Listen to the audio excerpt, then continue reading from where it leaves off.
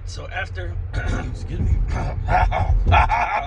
but after selling the truck, I have been driving a car that is now the newest addition to the garage. Yeah, so I sold the truck. It was having a fuel pump module problem. I just did not feel like dropping the gas tank and doing all that stuff. I had already put enough money into that truck, and I was just getting sick and tired of all of that. Now with all that said and done, you would think that it would be a little bit better, but no, there still was some minor problems, and I just did not want to take the time to try to figure that out. So what I did instead was I took it to my job. I was previously working at GMC, and even they couldn't figure it out. So at that point, I knew that there was either no hope for this truck or I wasn't going to get it figured out. I was so confused. I didn't know what to do. And so at that point, I was just ready to sell the truck. Now, a lot of you may not know this, but that truck was also supposed to be my project truck. Like the first vehicle I actually fix up on and, you know, I guess try to make track ready. But pretty much, I don't want a vehicle that I have to do so much work on because I really want to work on it, if that makes sense. I want something that's kind of already ready and I can just build it as I go. Meaning I want to fix it up to be something that I can enjoy, something I can like, and possibly keep for years on end down the road. But anyways, I couldn't figure out the problem and I was not trying to mess around with it anymore. So I ended up just saying, scrap this project, lightning, and selling it. So during the process of all of that happening and having complications and not being able to figure it out, before I sold it, my parents were letting me drive this Ford Flex. This is their Ford Flex that they had a while back. Like I actually remember when they brought this home. I thought it was pretty cool. I'm not gonna lie. You know, Ford. That's also because I am a Ford truck fan. I don't like Mustangs. Move this man! I don't like Mustangs. I don't like Ford cars. But when it comes to their SUVs and the trucks, I kind of dig them. I kind of dig them. But with that being said,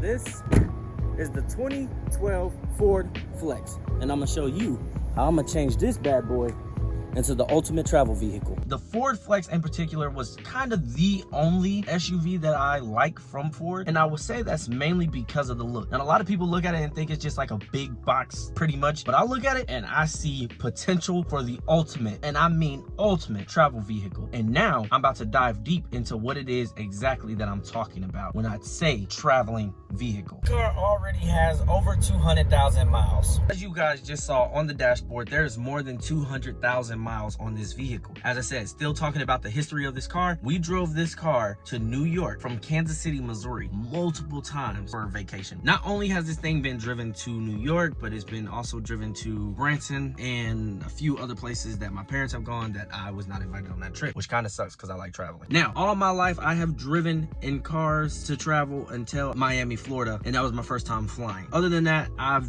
driven everywhere that I've been pretty much. So far, the only thing I've done to this car is just vacuum it out, but I'll be going over the plan of what it is I want to do with this vehicle a little bit later in the video. But right now, let me just show you around the car. Y'all see how the sun rays glistening in? Yeah, this just making the video a lot better. But anyways, just let me show you. So as you can see, this Ford Flex has a lot of space up front.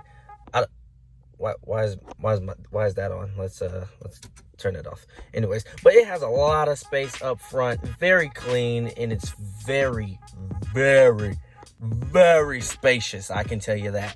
But like I was saying, now that you're in the back seat, you see why this could potentially be the ultimate traveling vehicle. Not only is this a 3-row seater,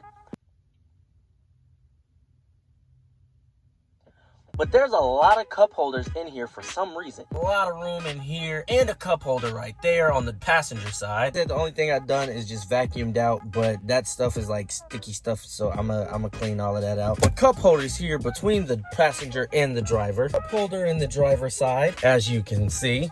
Before you get to the second row, there's cup holders also here in the second row, as you can see. Cup holders in both of the second row doors. Also cup holders in both the back third row seating. Oh, I see you found your way to the back seat with me. What you trying to get into? I'm just playing. But now that you've seen all the cup holders, I'm now going to show you all the cargo space, or not necessarily cargo space, but all the little spaces into where I don't even know what you call. What do you call that? What do you? Hey, production team, what do you call this space that's in like the, yeah, what do you call this? This thing right here, what do you, it's just me in the car. What I mean by the little extra space is not just the cup holders, but these things right here. Anyways, this opens in the second row. It opens this way, but boom. You know, this is, I just dropped my keys, but this is one of those, I don't know what you call these. If you know what you call these, leave it down in the comment below, and I'll probably pin your comment. But you can pull this tray out, right? And look at all that space down there. How much freaking space down there? It needs to be cleaned out. As I said, I just vacuumed. I vacuumed it out, but I need to actually go and wipe this stuff down. But second row, the heating and cooling in here is so cool. The second row people and third row people can actually control, you know, all their stuff and push all the buttons and everything. An outlet in here, if a lot of people didn't know that, but yeah. There's an outlet, and then this was that cup holder I was telling you about. If we look in here, there's space down there. I brought this other phone because that's the phone I use for my music. As you can see, it has an aux cord and the USB and a charger port. Multiple different charger ports in here. And it has like a little coin holder. I've already started, but I don't have one for pennies, so I don't yet. Yeah, anyways, but look how deep this is. This is pretty deep. Also space here, over there on the driver's side, here on the second row passenger right side, here on the second row driver side, here behind the driver's seat, here behind the passenger seat, third row passenger side. Look how deep that is. Third row driver side, then lastly passenger side trunk. And look at all that space back there, but we'll get into that soon. I also forgot about this little bit of space on the passenger side, and the driver's side also has one, but it just doesn't have the charger. Now what I'm about to show you is how these chairs can flip all over the place. Let's get into it. Now, in order to flip the chair down, there's a couple of strings you got to pull, but I'm not going to show all the strings and what you got to do. I'm just going to show what you can do with these chairs. And I'm only going to show one side. Hey, I'm making a video. Shut that off. Thank you. Anyway, he still didn't shut it off, but yeah, whatever. But I'm just going to show one side and what the chair can do. And then once we get to the third row, I'll show what those seats can do. But for now, like I said, I'm just going to show the driver's side chair and how it can flip. And pretty much, it's kind of cool. Just watch this. Right? You think that's it, right? Wrong. Now there's so much space back here. Now that that's lifted up, it gives easy access into the third row.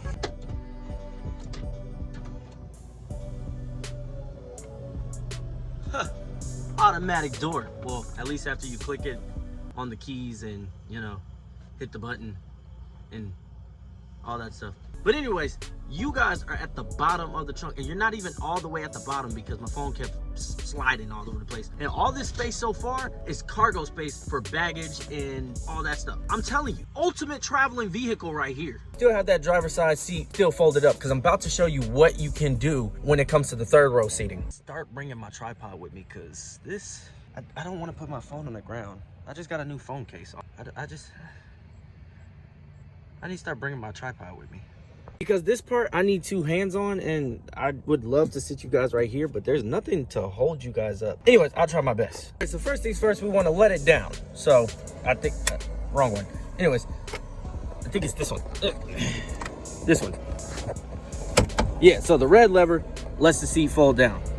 All right, so right now I got you guys sitting on my jack because it's the only stand I have right now, and I need to start bringing my tripod with me, and I need two hands. So you pull this lever right here, and you pull on the back of the seat.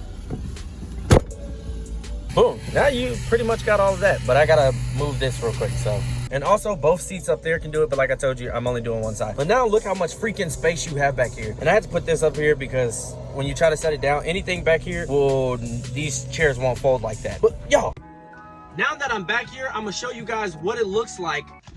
So come here. Anyways, but this is what they look like, how much space you have. So when it's just me and my wife. I don't have kids. I'm working towards trying to get a house right now because after the experience of being in an apartment, both me and my wife agreed that we no longer want to rent. Now we're gonna make this into the ultimate traveling vehicle, as you can see. So yeah, I'm not even holding my phone anymore. You're right there. But this is a V6. Okay, only two-wheel drive. I wanted the all-wheel drive one, but hey, beggars can't be choosers. And I'm a beggar sometimes when it comes to these cars. I love cars. But with that being said, we're now going to go over the plan. Now, I did say I want to build it up to be the ultimate traveling vehicle, but the thing is, I want to only use used parts for this build. You're probably asking why only used parts, and to be honest, it's a used car. It has 200,000 miles. You think I'm about to put some new parts on this thing? This thing is half dead. It's a half dead mother. Nah, didn't cuss, chill out. But yo, the simple fact that I'm 5'5" and I can be like straight up chilling back here, ultimate travel vehicle. That's all I gotta say. And let me just tell you, I can literally spin around, come right here, still talk to you. Now, why do I have to sit this low? Because the seats back here sit low. Let me tell you, let me tell you, it can be more than just the ultimate traveling vehicle. Now, the plan. Let's go over the plan. So, because it does have a lot of space, the cargo space is nice and all, I still feel like I need more space, if that makes sense. I don't have a trailer, and I don't have a trailer hitch, but I would love to get a trailer hitch for it, just so I can either get, like I said, either get a trailer or cargo racks in the back. Yeah, I want to get one of those like cargo racks in the back, just in case I gotta like travel and take my grill or anything of that nature. Since I don't have a truck, I might have to haul things, and I don't want to put it in here, because this, yeah, it is used, but you know, it's nice to me. I like to appreciate things that are given to me, and I like to keep them clean and in good condition. So I don't want to like start messing up the interior or anything, because it's already kind of messed up. So just to finish up this video and go over everything that we want to get, I do want to get a cargo rack like on the back of the van. I want to get a cargo rack for the top of the van, and I've already found 2 different ones on Facebook Marketplace. One is $50 and the other one is $75. After we go from the top and adding more cargo space, I then want to go to the rims. I don't know necessarily what type of look I'm going for when it comes to the rims, but I know I want something kind of off-road looking. Although, like I said earlier, it is a 3.5 V6 two-wheel drive, and to make things worse, it's a front-wheel drive.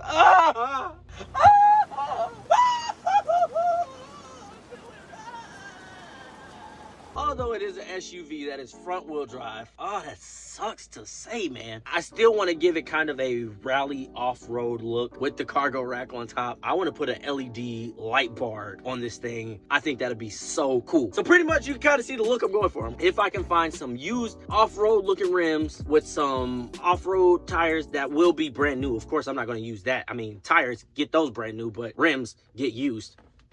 Yeah, not like off-road looking tires to the point like these big trucks with the little thin walls, but like some tires that are decent enough to, like, if it does snow or I do have to go through sand or whatever, I'm not going to get stuck pretty much. But with a front-wheel drive car, but with it being a front-wheel drive car, I don't want to get stuck anywhere. So I want to at least spend no more than $500 on rims. Now I know that's gonna be hard to find, and you know, hard to ask for, and a lot to ask for in today's society, but I feel like we can make that happen somehow, some way, by the grace of God. With that all being said, and if we're only going to be using this vehicle for traveling, I feel like it's only right that I build it somewhat for a different type of terrain. I think that's all I really want to do with this. I did think about putting spacers on the rims. I don't want to go too overboard with it. I just think this is the ultimate traveling vehicle, and if this can stay with me for the long run, because it already has 200,000 miles on it, it's a half-dead mother. But anyways, because this does have over 200,000 miles, I do want it to I want to at least get some type of use out of it. I'm keeping the mods and everything short. I'm not going to mod the engine or whatever. I don't know, maybe. I thought about it. I probably should. Probably put like a little Whipple supercharger on it or something. It's only a front-wheel drive. It's only front-wheel drive. Why can't I get the all-wheel drive one? Beggars can't be choosers, but I'm begging. I want to be able to find these parts used and be able to put it on. So hopefully we can do that sometime soon. But yeah, freaking front wheel drive car. That got me bent, to be honest. Like, this is a front wheel drive car. That's crazy. V6 front wheel drive car. It don't get no better than that. But anyways, that's enough of me today. Hope you guys have a blessed and wonderful day. I've been working on my outro. Let me know if you guys like it. Without further ado, I hope you guys have a blessed and wonderful day, and you'll see me in the next video. Peace out. Freaking front wheel drive car. That's crazy. This thing was dirty, so I'm going ahead and have somebody else do the car wash. I don't feel like doing nothing. I look too clean, so why would I get out? You know what I'm saying? Why did I get out? why did I clean my own car when I can get somebody else doing it? I really don't like going to car washes because I've heard of like the paint scratching and stuff like that. But hey, It's a used car.